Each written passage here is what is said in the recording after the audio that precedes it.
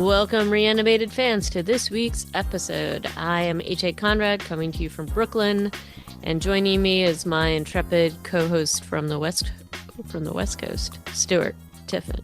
Hello, Oh, Stuart. hello. Hi. How are you doing? We're going to be talking today about a couple of news items, and then we're getting into our recap review of Become, the fifth episode of The Ones Who Live. Some interesting names attached to this particular episode. Mm-hmm. Michael Satrazemis and Gabriel Lanas and Matthew Negrete. The Uh, great day? I don't know okay. why. I just assume that he has an extra A at the end of his name, but he might Yeah, not. let's talk a little bit about some of our news items.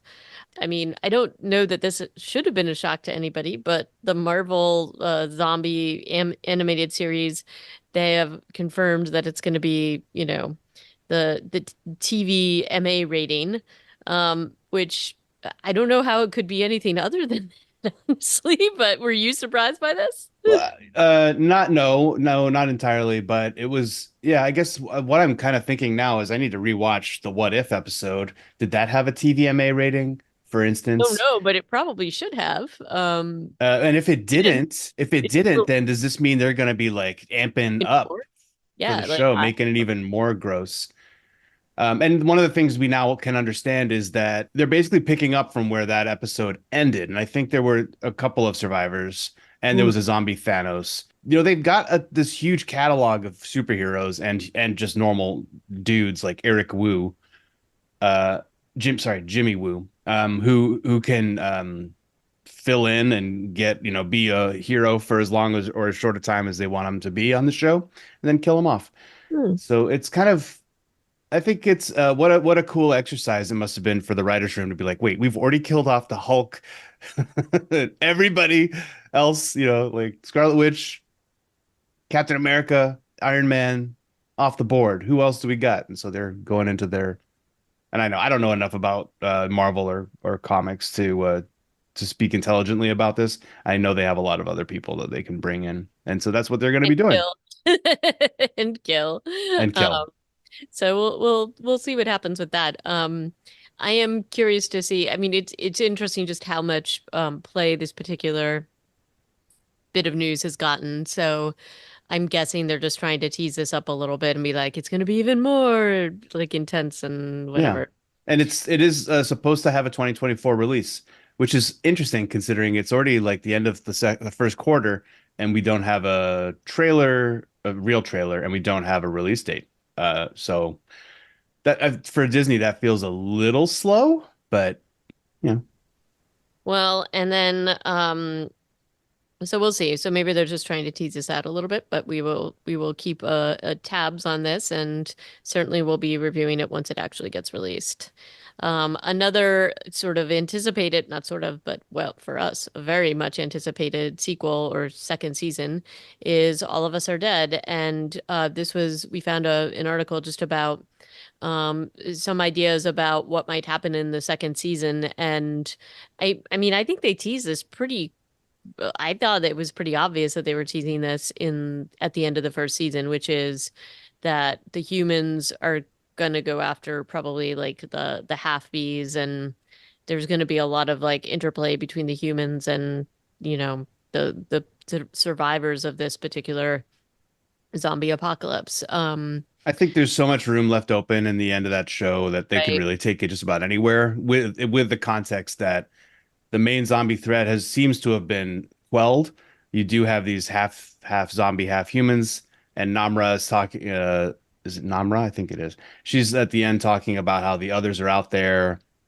And so there's gonna be some plot about that.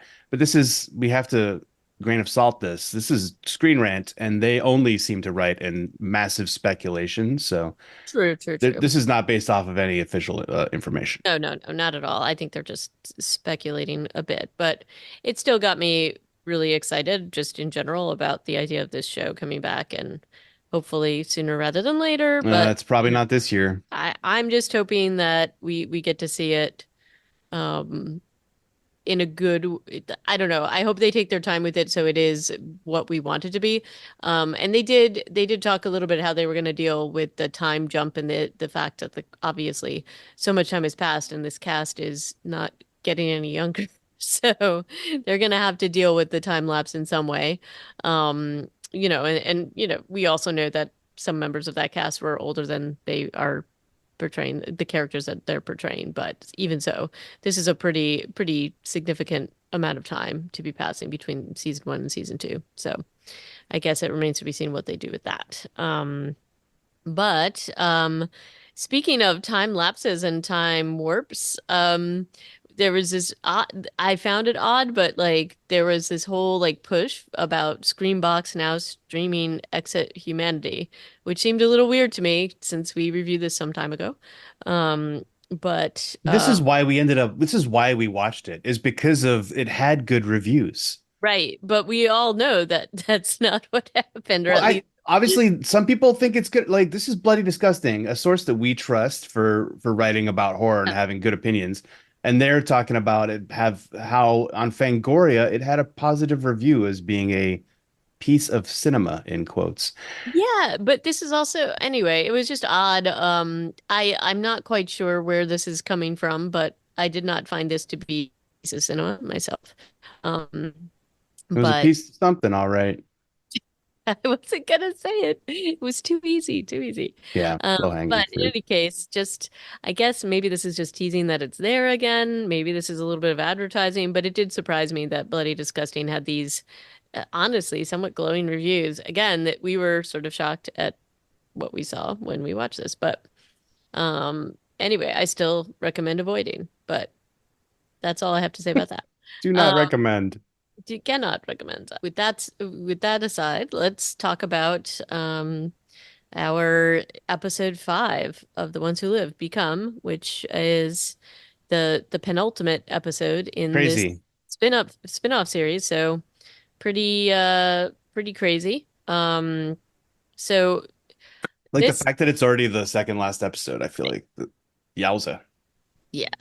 Um, and I mean, where we left the last episode was very hopeful, and I would say the start of this episode was actually fairly hopeful, and very much the fun time, relaxed time in the candy store of 28 Days Later that we always point to as like these moments of joy that you sometimes see before the sort of horrific endings or whatever else you might like a break in the drama.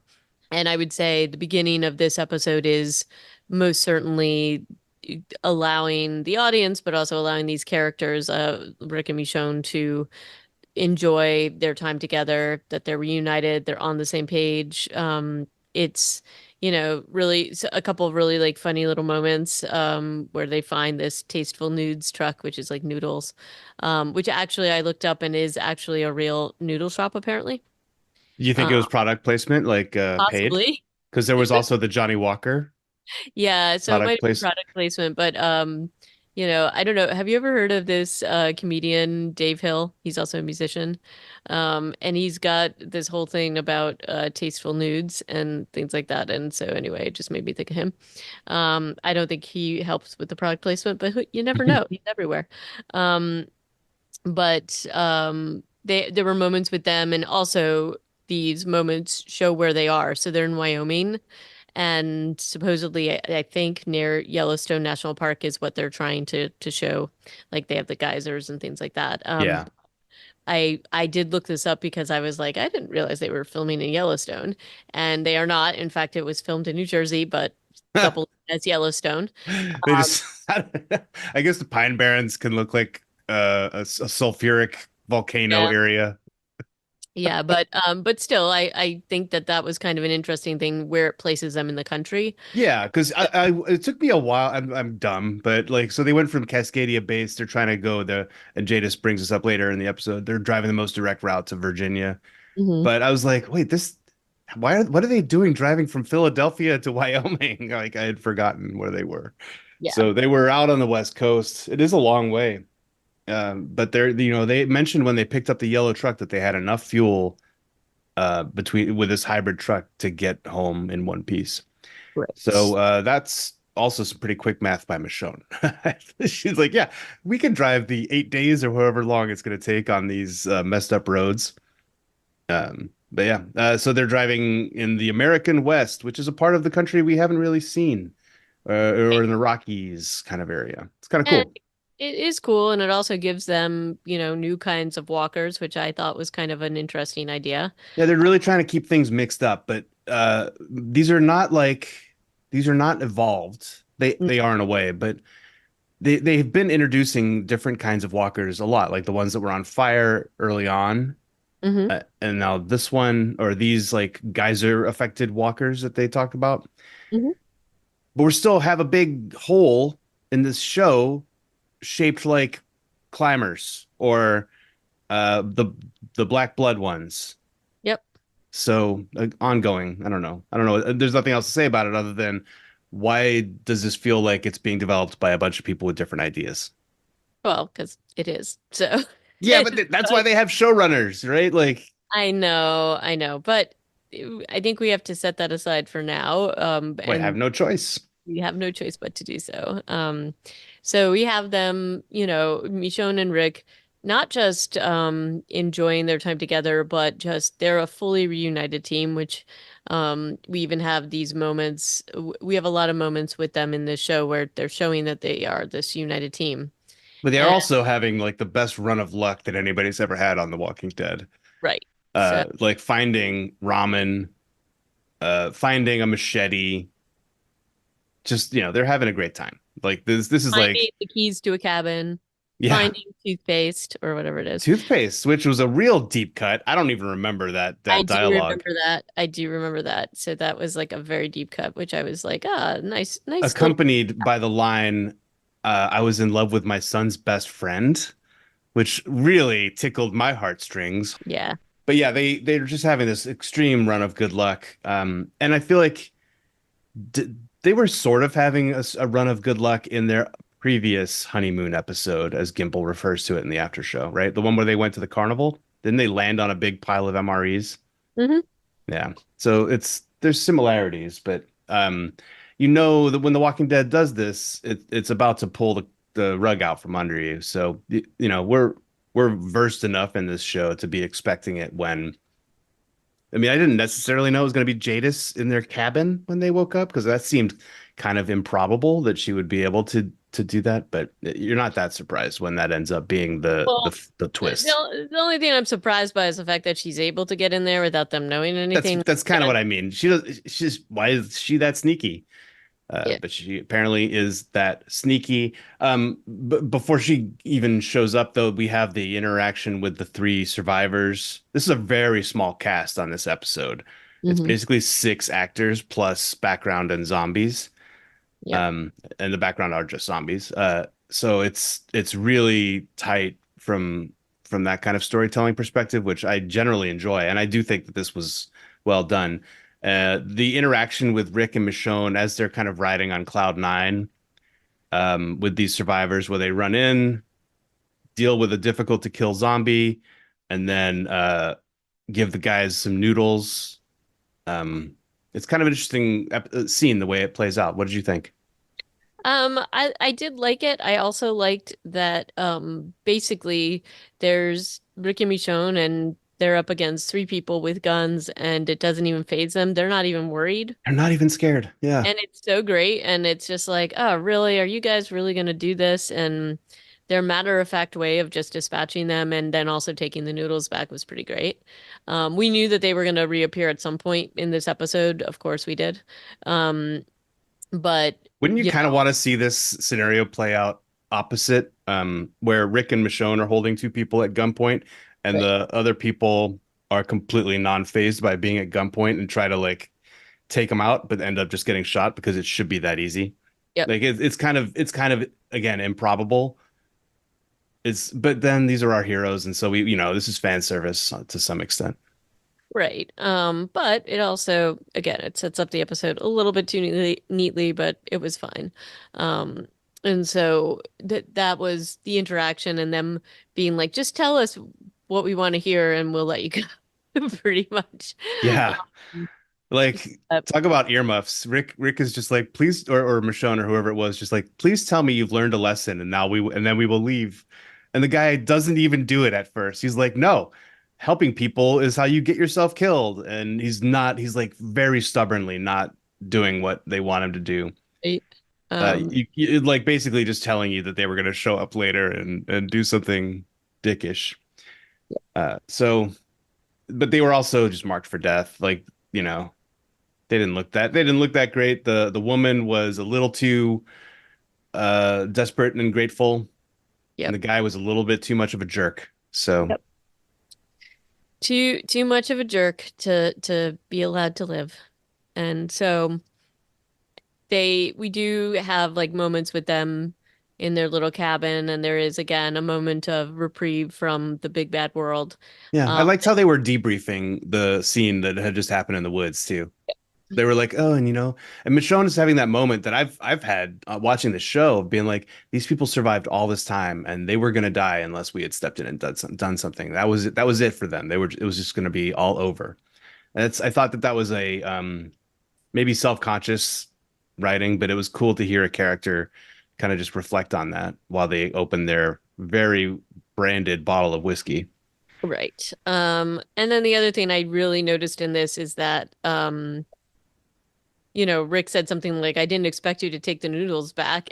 But there's like this moment, and this is very telling just to me, just because he didn't necessarily agree or whatever, but he's just always on Team Michonne, and he has shown now he's just like, there is no wavering on that front. Yeah, So even if he was like, oh, I would have left it with them, he's still going to be united with her and then talk to her about it later versus in front of these people. So I thought that that was an interesting moment as well. Um, and that confirms something that he says to her, which is, look, I didn't even know that I hadn't fully given up, but I haven't. I'm fully Team Michonne. And he says that. And so this is just a couple of more little interesting things. And again, for the fans, I suspect, but confirming their full reunion and that they are totally and completely on the same team at this point.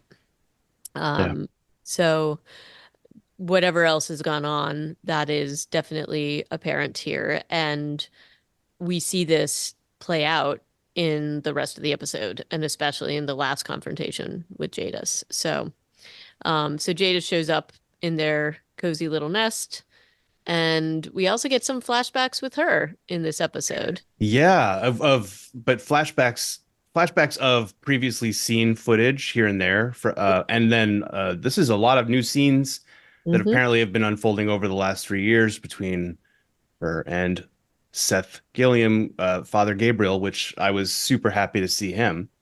Yes. Though I will Yeah. say, I do have one teeny tiny little, not even a gripe, but I always have thought like the way that they show his romantic relationships are always incredibly strange. His relationship with Jadis was always weird, or Anne, or whatever you want to call her.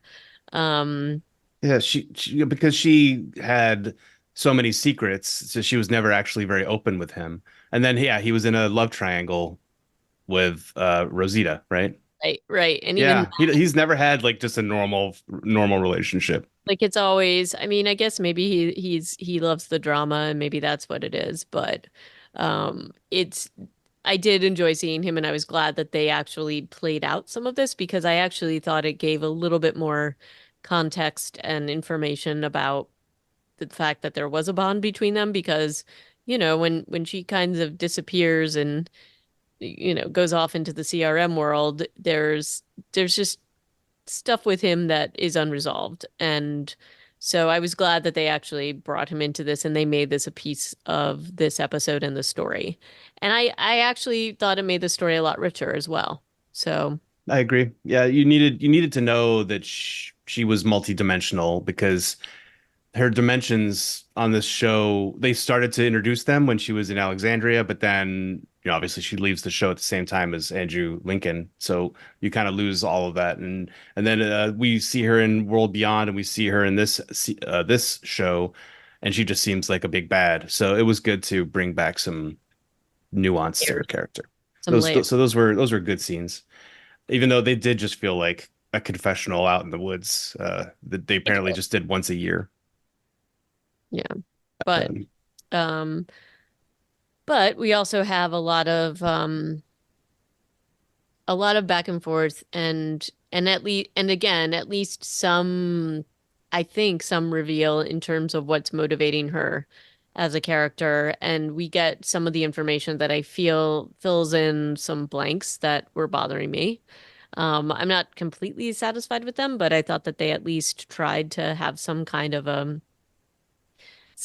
reasoning for all of her behavior during all of this time. And so, there are moments between her and Rick and Michonne where it's like, oh my gosh, can't you just leave the people alone? Right? Like that was my first thing when she shows up in their little apartment, because it's sort of like, why? Like you track them down here and they actually give us that explanation, which is that she truly believes the CRM is going to be whatever it is that saves the world. And she goes into ad nauseum a little bit about that particular explanation and the fact that she's super pissed that she thought Rick had finally gotten the big picture from her point of view. And then to have him run off with Michonne was such a betrayal to her and to the CRM in her mind.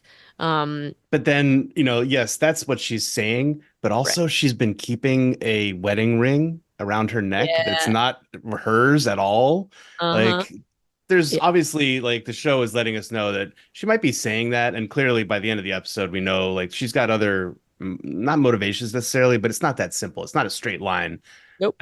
And sh I think you've said this that she has some sort of obsession with Rick, and it's pretty Yes. clear. Like, Yeah. why would she be carrying a wedding ring that he'd never even seen before, but that Gabriel had picked up and been like, this could be a good wedding ring for Rick and Michonne, that he then gives to her through the course of their flashbacks together. And then she's like, oh yeah, I should put this around my neck on a chain. What? Like, how does that make any sense for clearly it's like it's very touching, but it's also super bizarre the way that that ring ends up with her and then with Rick by the end of this episode. Yeah, but I also thought there's a little bit of an implication that it was almost like Gabriel giving it to her from him. So Uh, it's a little complicated. I definitely think she's holding a torch for Rick, but she is also holding a bit of a torch for Gabriel. yeah, and but Gabriel spends a not a short amount of their time together talking up Rick's praises. Right. Not Michonne's, even though she's also gone by the time I think they're having any of these conversations. Um, maybe, But he maybe, maybe doesn't. not all of them. But But yeah, the other thing he does not know Rick's alive. yeah, And he she talks managed, about him in the past tense. right. And so she manages to keep that piece of information to herself.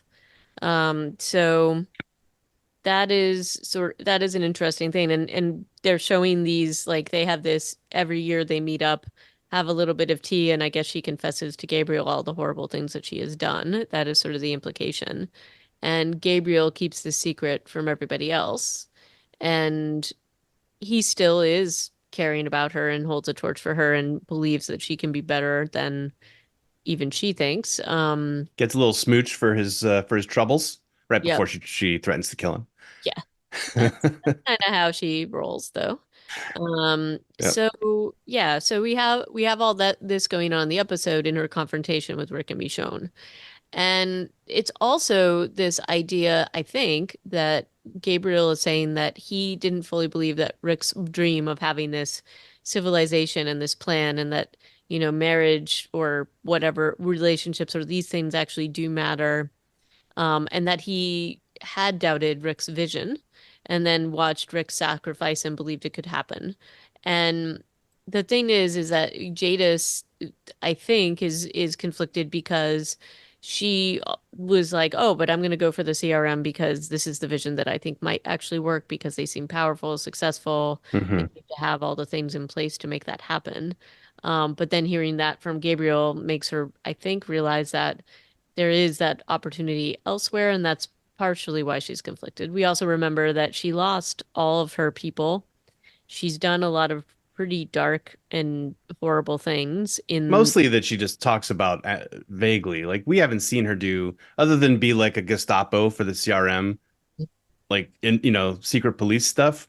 We don't see her do that much stuff on this show, so it's mostly just Not on hearsay. this one, but we did see her in other Yeah, but things the like world beyond, like I said, she was a Gestapo. She was like a Stasi. She right. was attacking her own people, not Right. necessarily randos in the woods.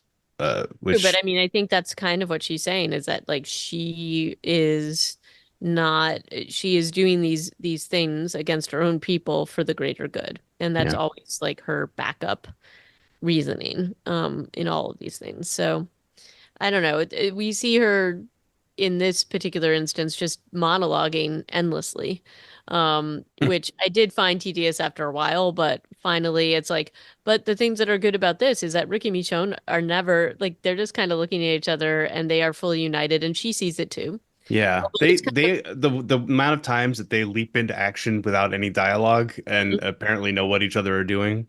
It's yeah. only like two or three times in this episode. It's still a lot. It's kind of cool. It's kind of wild. But yeah, she basically does the very annoying thing of she has the jump on them. She could shoot them with the two guns she has, one in Mm. each hand. But instead, she's like, "Good morning. I just wanted to wake you up to say thank you because you've chose, by letting me kill you, you're gonna save Alexandria." Clearly, she didn't think that. I don't know, like, the show wants us to think that she was conflicted, and so that's why she woke them up so that they could have a long, drawn out fight over the course of the episode. But honestly, she should have just killed him, and Right. that would, wow, what a way to end the show would have been just killing Rick and Michonne and going back and maybe then feeling conflicted and taking over their mission to take down the CRM. That could be interesting. Yeah.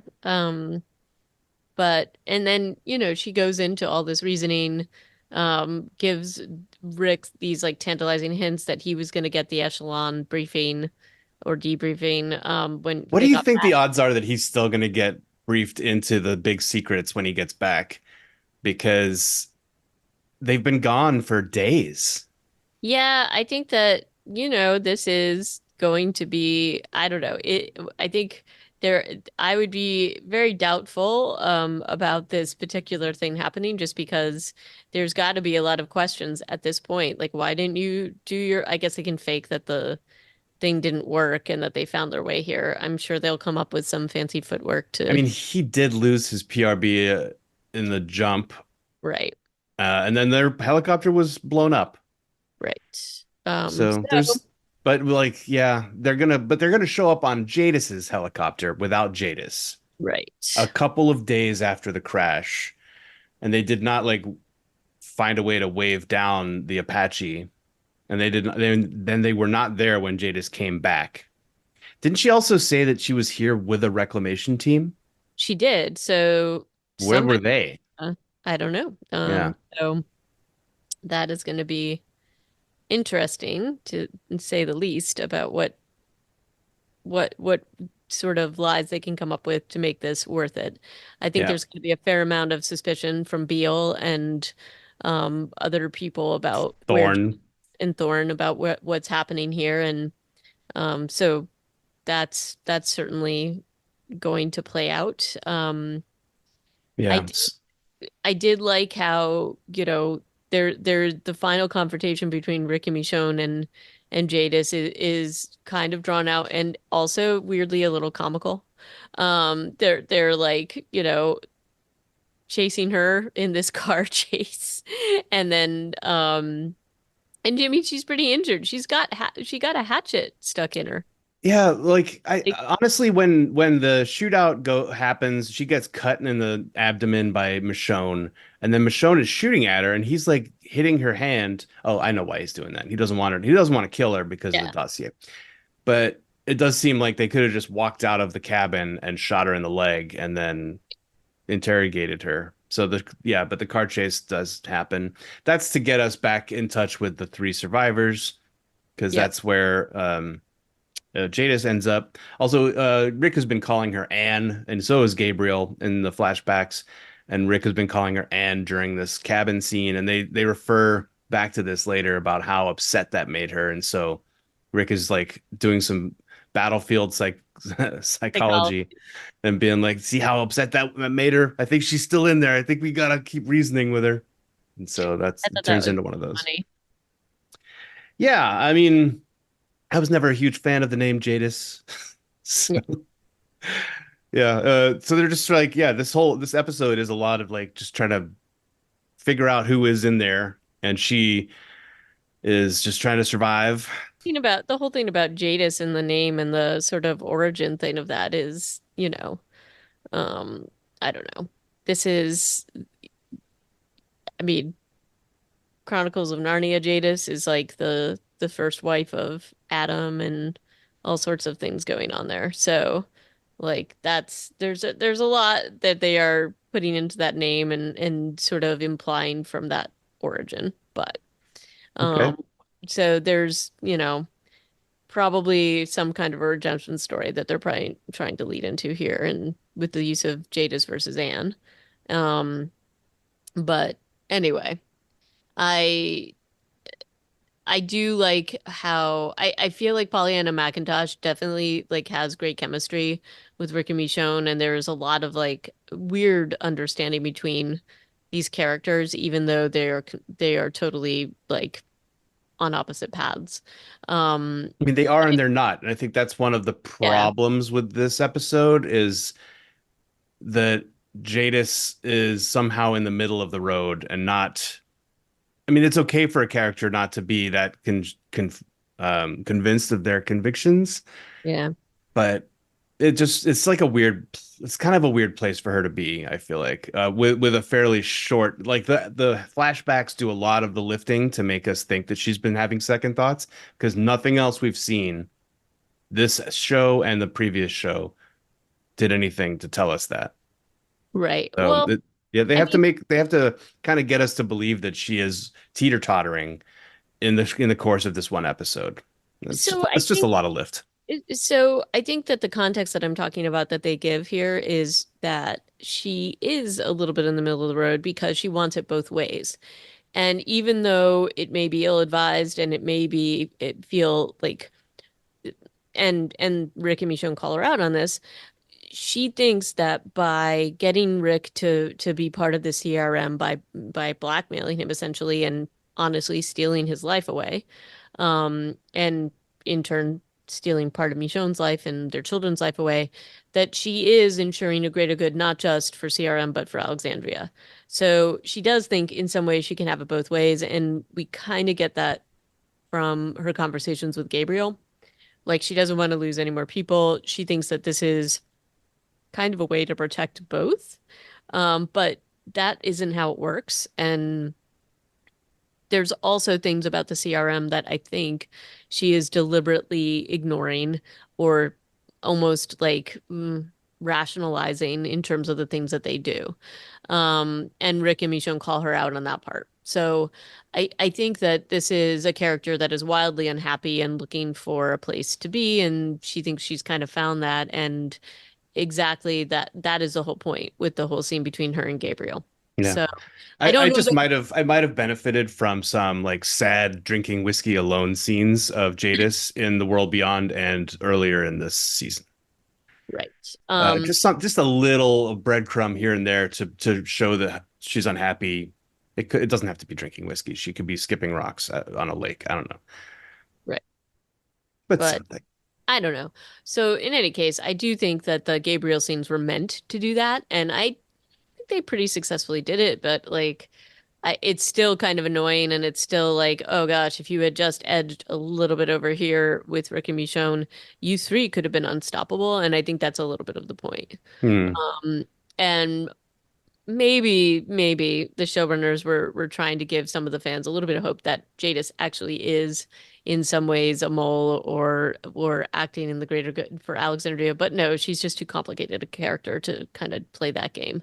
So, It but would be her. How many times had she been a double agent? Or, I like know she's been a double, but she has been, so I don't think that that's an unreasonable expectation. yeah. But in any case, we do have her manipulating people until the very end, and so she, in her hatchet injured state, runs into the three survivors that Rick and Michonne had dealt with before.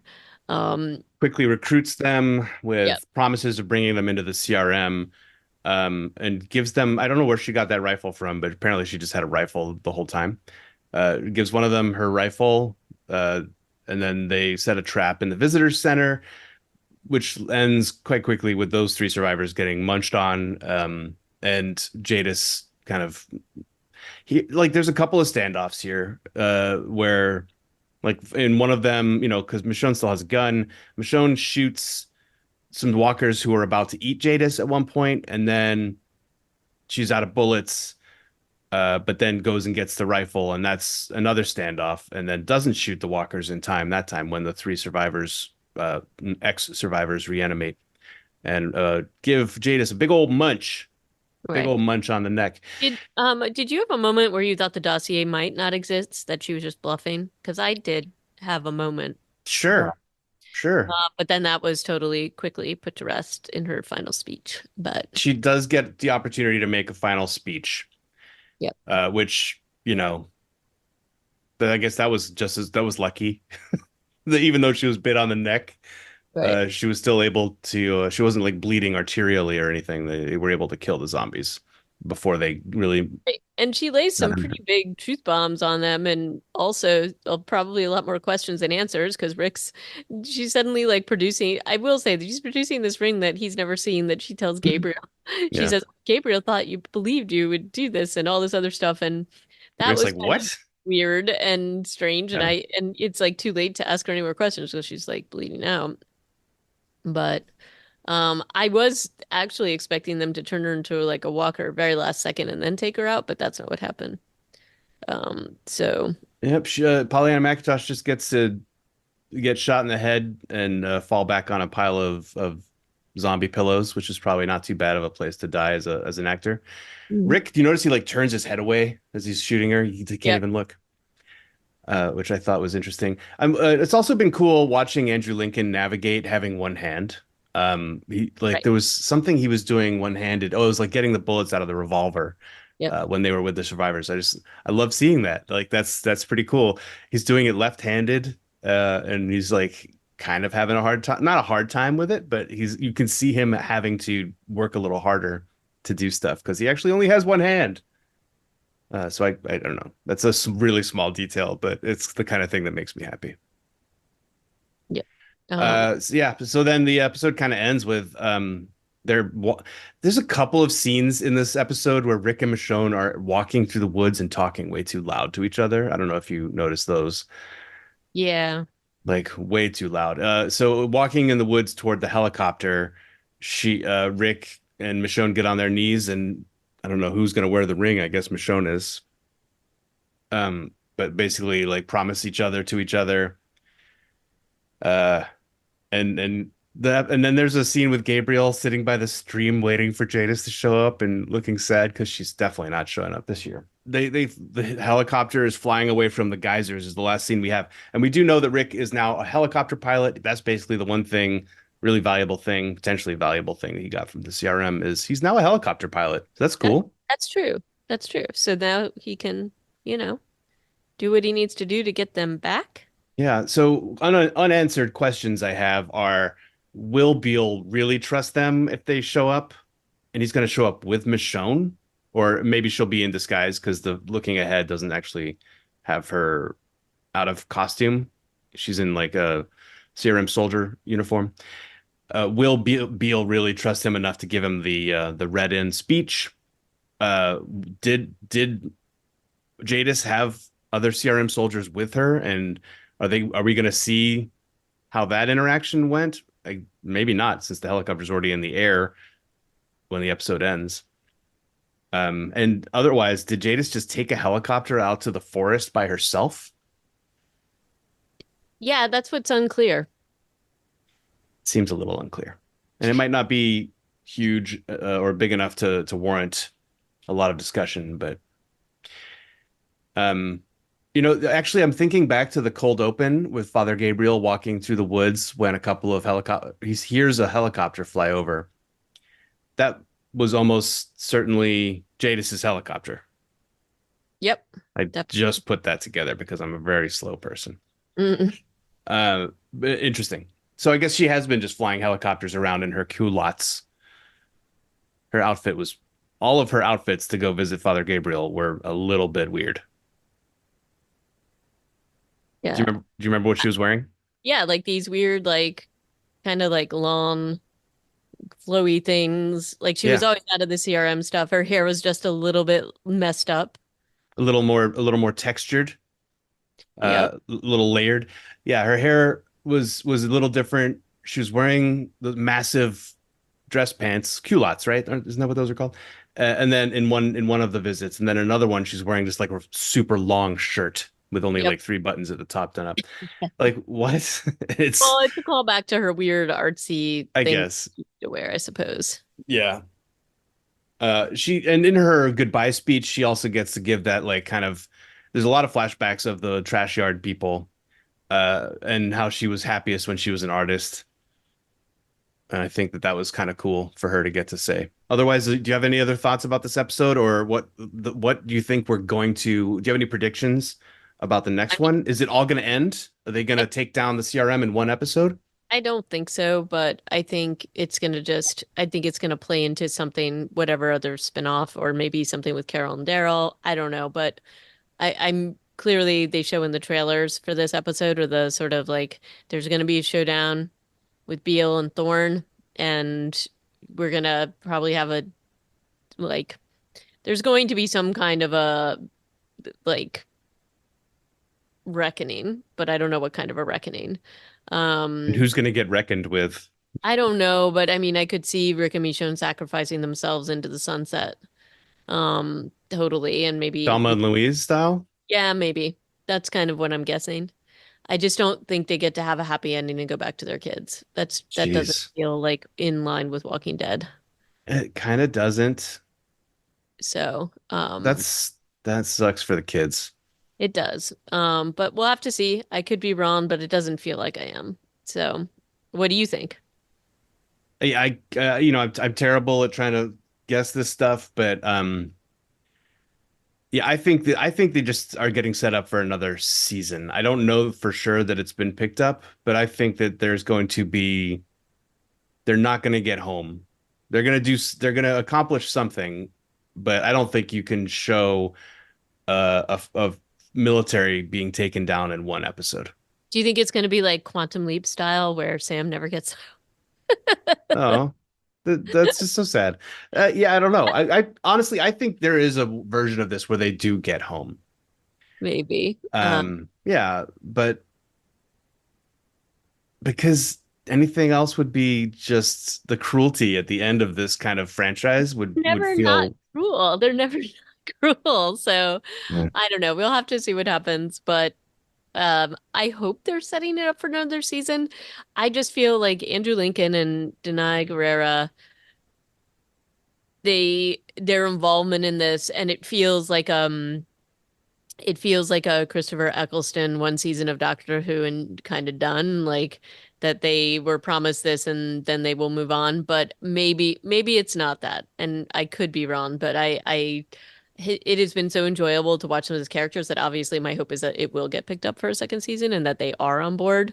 But they keep being, and maybe this is just subterfuge on their part, that it makes it feel like there's only one season. It could go either way, I guess. But let's hope for a second season. I hope I'm wrong. Yeah, unless they actually do manage to wrap everything up in one episode, I just think that would be a real tall order. Um, and there's nothing, I don't see anything online that suggests that there is another one in the works, at least nothing publicly announced. And maybe they're doing that because to announce it would sort of spoil their final episode. So they're not going to do that until later. But they have a habit of renewing things early on this in this franchise. So yeah, I guess we'll have to wait and see. No, I think so far, and I don't think that the last episode will let us down. Let's hope not. But this has been such a fun ride. I've really enjoyed it. I think that it's been um really well put together, even with some of the little nits that you and I have, but we'll always have nits because we're us. Um, but, but I've just really enjoyed seeing these characters back together, and the storytelling in this episode has been great. So hopefully the last episode will basically solidify this as one of the best, I think one of the best seasons of a Walking Dead franchise that we've seen, even, as a spinoff. Yeah. Uh, what do you think about that? I mean, I just realizing the symmetry of the season one of The Walking Dead being 6 episodes, and now this being 6 episodes. I think that that's actually kind of poetic. I agree. I think so far it's firing on all cylinders. This is kind of like a super group version of this show. It's like you look at the executive producer scroll on this, and it's all the showrunners. I don't remember if Angela Kang was on that list, but I think she is. It's just no, she's not. It's just it's super like they have all the people who made this show great in the beginning or in the earlier seasons are there, and they know the material so well, and they can do such a good production that it's hard for them to miss. So yeah. I think they're telling thoughtful stories, and it's showing. It's good. It's good stuff. But if you've been watching out there in listener land, let us know what you're thinking about the show so far, and let us know if you have predictions for next week. And you can email us those at reanimatedpodcast@gmail.com. And you can listen to other episodes of Reanimated the Podcast online at reanimated.podbean.com. That was good. You did such a good job. H.A. Conrad, I've been doing this for a couple I for a still couple can't years. do it. Anyway, but yes, thanks everybody for listening. We'd love to hear your thoughts. And until next time, ciao. Alrighty, bye-bye.